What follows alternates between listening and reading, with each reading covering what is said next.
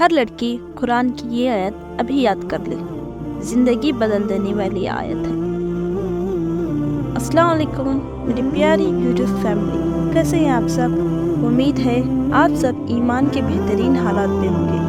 मैं अल्लाह से दुआ करती हूँ, अल्लाह आप सबको हमेशा खुश रखे, आबाद रखे और सेहत दे, आमीन या रब्बिल आलमीन। अगर आप हमारे चैनल पर नए हैं तो हमारे चैनल को सब्सक्राइब करें, लाइक ज़रूर करें ताकि मज़ीद आने वाली वीडियो आप सब तक आसानी के साथ पहुंच सके, और आप इस वीडियो को लाइक ज़रूर कर दें।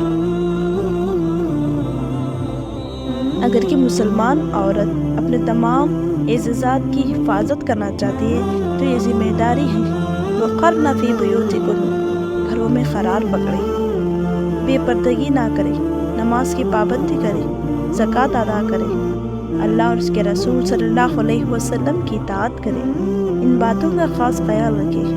और दूसरी बड़ी ज़िम्मेदारी ये है कि अपने बच्चों की सही तरबियत करे। कौन था जिसने इमाम बुखारी की तरबियत की? वो माँ ही थी, बाप नहीं था।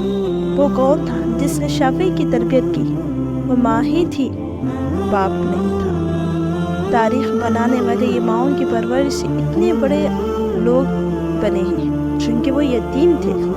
रसूलुल्लाह सल्लल्लाहु अलैहि वसल्लम ने फरमाया, बेहतरीन औरत कुरैश की औरतें हैं।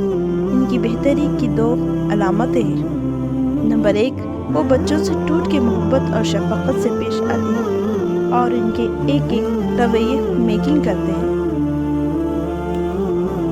दूसरा, कुरैश की औरतों से बढ़ के कोई औरत अपने खाविंद का ख्याल करने वाली नहीं है, इसकी खिदमत में कोई कमी आने नहीं देती।